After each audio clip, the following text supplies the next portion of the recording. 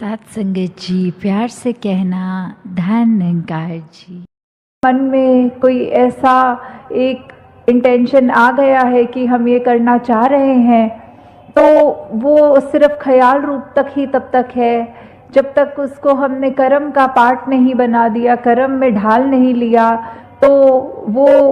फिर एक हमारी नियत, हमारा करने का जो मन का भाव है, वो उस तरह हो जाता है कि जैसे एक इंसान अगर गलत सोचेगा तो फिर वो गलत ही करेगा, अगर वो पतन की ओर जाएगा तो फिर एक उसके कर्म उसको और नीचा धकेलेंगे। तो बात सिर्फ सोच की है, मन की है। मन में ऐसे बुरे ख्याल अगर आएंगे तो ही हम गलत काम भी करेंगे, और उसी को अगर हमने ऐसा देखना है कि हमें गलत काम से दूर रहना है, हमें अगर उस तरह अपने जीवन को एक खुशबूदार फूल की तरह रखना है, तो हम अपने ख्याल में, अपने जहन में ही ऐसा कुछ आने नहीं देंगे जो आगे चल के हमारे कर्म में बन जाए। हाँ जी, तो यहाँ भाव फिर से, यहाँ विपरीत एक अच्छा भाव है, तो वो देखें कि कैसे वही इंसान अगर हो पर मन में उसके जो भाव आ रहे हैं वो अच्छाई के लिए आ रहे हैं, कुछ अपने लिए अच्छा, पूरे समाज के लिए अच्छा, अपने मन को और एक सुंदर रूप देने का, अपने ये जीवन में मानवीय गुण भरने का जब भाव है, तो फिर उसकी तुलना एक भगवान रूप के साथ यहाँ तक कर दी है। जैसे हमने वो भी उदाहरण देखा हुआ है भाई कन्हैया का, कि ये मन का भाव ही है कि चाहे युद्ध के समय दो अलग सेनाएं हैं और जो भी जिनको चोट लगी, जो बेहोश होके गिरे या ऐसी हालत हुई शरीर की, तो भाई कन्हैया ने सभी को पानी पिलाया, क्योंकि यही मन का भाव कि सभी अपने हैं। तो फिर ये बात वही है, मन के भाव पे आधारित हो रही है कि ये मन के भाव ही हैं अगर हमारे स्वच्छ, तो हमको वो एक भगवान का दर्जा भी हमारे अंदर ये आ रहा है कि एक मनुष्य होते हुए हमारे कर्म एक इतने ऊंचे हैं। और यहाँ वही अगर हमारा एक मनुष्य होने के बावजूद हम अपने ऐसे कर्म करें जिससे हम दूसरों को एक चोट पहुँचाएं, तो फिर हमारा इंसान का चाहे एक आकार वो है, पर साथ में यही कहा जाएगा कि ये मनुष्य नहीं, ये शैतान है। तो जब अगर कोई इंसान अपना इलाज करने जा रहा है डॉक्टर के पास, और वो जो एक सर्जरी होती है, तो डॉक्टर के हाथ में एक सर्जिकल नाइफ होती है जिससे उसको वो शरीर को काटना होता है और वो अंदर जो भी शरीर के खराबी है उसको सही करना होता है। और वहीं अगर कोई चोर लुटेरे डाकू की बात आती है, चाकू तो उनके हाथ में भी होता है। अब ये दोनों चाकू तो चाकू ही हैं, चाकू का उसमें कोई दोष नहीं है, वो तो जिसके हाथ में है, अगर कोई डॉक्टर के हाथ में है तो वो एक परोपकार का काम कर रहा है, वो चाकू वो किसी का शरीर ठीक करने के काम आ रहा है। और अगर वही चाकू एक डाकू के या किसी के ऐसे मन में है जिसके भाव ठीक नहीं है, तो फिर वो नुकसानदेह कार्य वही चाकू कर देता है। तो कैसे अगर हम ये बात को भी सोचें कि हम अगर अपनी नियत ही ठीक रखें, तो हमारे लिए जो भी एक सामान है, एक इस दुनिया में जहाँ विचरण कर रहे हैं, पदार्थ हैं हमारे, हमें कैसे उनका हमेशा सदुपयोग ही करना है, ये मानते हुए कि परमात्मा ने दिए हैं तो बस उसका शुक्रिया है, और जो भी हमारे पास साधन है उसको सिर्फ परोपकार के लिए ही लगाएं। हाँ, तो यही उदाहरण आगे बढ़ता हुआ कि डॉक्टर ने तो फिर उस चाकू से रक्षा करी है एक इंसान की, और डाकू ने उसी इंसान को नुकसान दे दिया। तो ये बात ऐसी है कि नियत की ही बात है कि जब एक अच्छा कार्य हमें करना है, हमने उसकी तरफ अपनी ये ध्यान लगाया और सोचा इसको एक रूप दें अच्छा, तो वहीं से ही अगर जिस तरह हम सत्संग में भी आना चाहें, तो हम अपने घर से जब निकलते ही हैं सत्संग के लिए, तो ही हमारे मन में वो अच्छे सुंदर भाव आते हैं कि आज सत्संग जाना है, कुछ सीखना है, अपनी ज़िंदगी को और बेहतर करना है। तो वैसे ही एक अगर हम यात्रा अपनी कर भी रहे होते हैं उसमें भी हमें ये निरंकार का एहसास लगता है कि टाइम से सत्संग पहुंच जाएं, अच्छे से महात्माओं जो भी बोलेंगे, किस रूप में बोलेंगे वो सुनेंगे भी,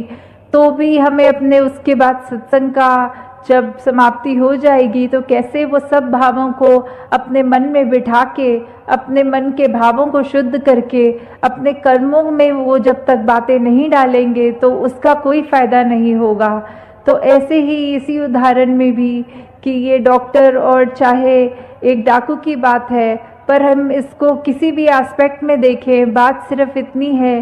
कि मन अगर हमारा शुद्ध है, हमारी सोच शुद्ध है, तो हमारा एक भाव के बाद हम उसको कर्मों में भी एक शुद्धता डाल सकते हैं। तो कैसे एक इंसान का जो आकार है वो डॉक्टर का भी वही होता है, डाकू का भी वही होता है, एक अच्छे इंसान का भी एक मूर्त इस 2 आँखों, 1 नाक, होठ, कान ऐसा ही दिखता है इंसान। वो हम तो अपनी क्षमता से अनुसार किसी की एक मदद कर देते हैं, तो बात वही कि इसके पीछे क्या छुपा है, ये सेवा भाव नहीं, ये निष्काम नहीं, इसके पीछे उद्देश्य है, तो ये फिर दिखावा मात्र ही हुआ। तो ये प्यार, भक्ति, आनंद, स्थिरता, सहजता ये जीवन में जहाँ जितनी गहराई से ठहरेगी उतने ही मानवीय हम बन जाते हैं, उतने ही इंसानिय हम हो जाते हैं। तो इस रूहान के संग से अपने जीवन में इंसानियत को भी सदैव के लिए एक जीवन, और अब इस जीवन को पूरी तरह ऐसे ही जी सकते हैं जो मनुष्यों ने इस परमात्मा को देख लिया, ये ब्रह्म ज्ञान द्वारा निराकार के दर्शन करके फिर जीवन में हर पल ज्ञान को जीना, इस निरंकार के एहसास में सेवा सुमिरन सत्संग करते हुए जीना। तो ये जीवन भी जहाँ एक धन्य रूप है कि यही अवसर है, इसको चाहें तो धन्य कर लें परमात्मा के साथ मन को जोड़ के, या चाहें तो इस मनुष्य जीवन को गवा दें, और फिर जो गवाएंगे वो नुकसान उन्हीं का होगा कि एक अवसर सुनहरी मिला भी एक परमात्मा के एहसास में रह के भक्ति में मन को चूर रखने का, पर एक ध्यान जीते जी फिर घर बार एक और अन्य एक मटीरियलिस्टिक, एक दुनियावी, एक धन दौलत, एक उसी में ही लगा दिया। और कैसे जिन्होंने संसार के चाहे सुख सुविधा उस रूप में हो या ना हो, फिर भी अहमियत संसारिक वस्तुओं को नहीं परमात्मा को ही दी, उनके जीवन में वाकई ही असली धन उनको मिल गया। कैसे जीवन में जीते जी फिर उन्होंने एक ना कि सिर्फ असली मानव की तरह अपना जीवन जिया, पर वो आगे भी सबको प्रेरणादायक ही जीवन जीते गए, जहाँ किसी को उनको ये नहीं बोलना पड़ा कि हमारे जीवन को देखो, हमारा जीवन कितना अच्छा है, पर औरों ने खुद ही ये देखा कि जो परमात्मा से जुड़ गए हैं ब्रह्म ज्ञान द्वारा, उनके जीवन से कितनी ज़्यादा शिक्षा मिलती है। एक वो वाक्य ही मनुष्य के सिर्फ शरीर में ही नहीं है, एक मनुष्य का असली जीवन जी रहे हैं, सारे मानवीय गुण उनमें हैं, दैवीय गुण उनमें हैं। वो फिर एक प्रेरणादायक इतने कि सिर्फ उनके जीवन को ही वो जी रहे हैं इस परमात्मा से जुड़कर भक्ति में रहकर, और वहीं अन्य व्यक्ति भी उनके जीवन को देख रहे हैं और यही इच्छा आ रही है कि इनके जैसा ही जीवन हमारा भी हो जाए। तो ऐसा जीवन जीना कोई किताबी बातें नहीं है, या फिर कोई वो बात नहीं है कि पहले त्रेता में, सतयुग में, द्वापर में ही ऐसे जीवन जिए गए। अभी अगर आज के दौर में भी देखें तो ऐसा जीवन भक्त आज भी जीते हैं, जो चाहे रहते तो इस संसार में ही हैं और संसार को त्याग के भक्ति नहीं करते,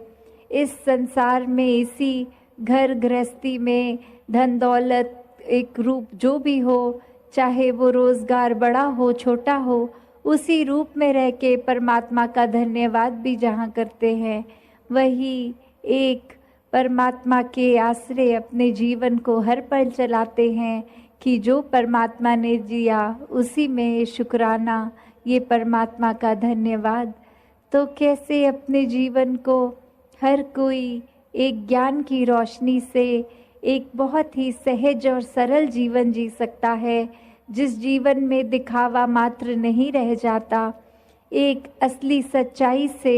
इस परमात्मा से जुड़कर जीवन में खुद भी एक अपने रोशनी ही करा जा सकता है।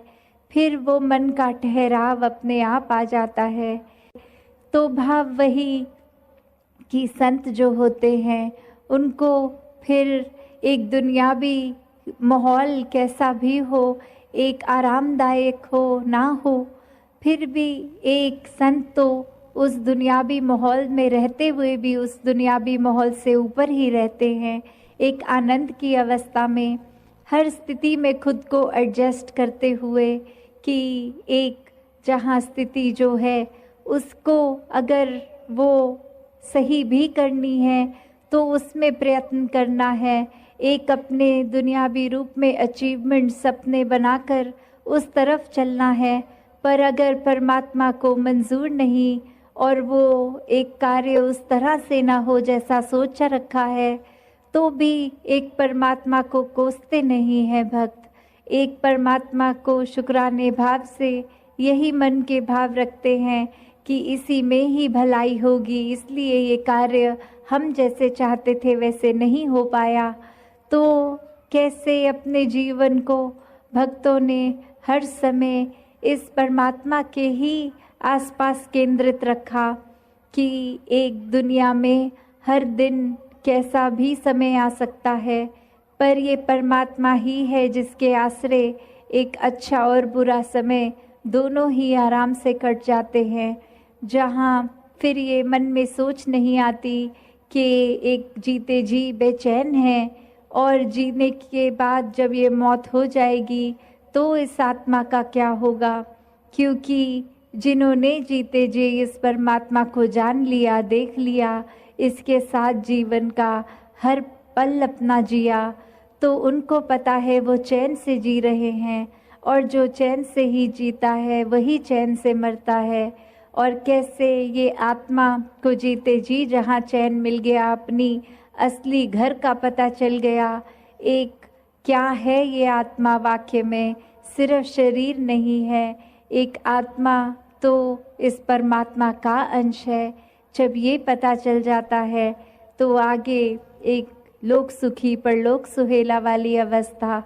और फिर अगर हम ये भी देखें कि हम उस सोच से भी देखें कि एक इंसान ने चाहे बेशक 84 लाख योनियाँ पहले भुगती पर वो याद कुछ भी नहीं, तो अगर ये भी मान के चलें कि सिर्फ और सिर्फ ये ही एक एकलौता जन्म है, तो इसी में फिर ज्ञान लेना है, ये ब्रह्म ज्ञान के साथ जुड़कर इस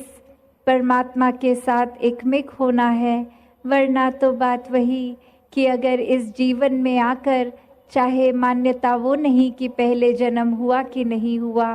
पर इस जीवन को भी किस तरह सुखदाई जीना है, ये दुख कष्ट है। साथ संगत जी, धन निरंकार जी।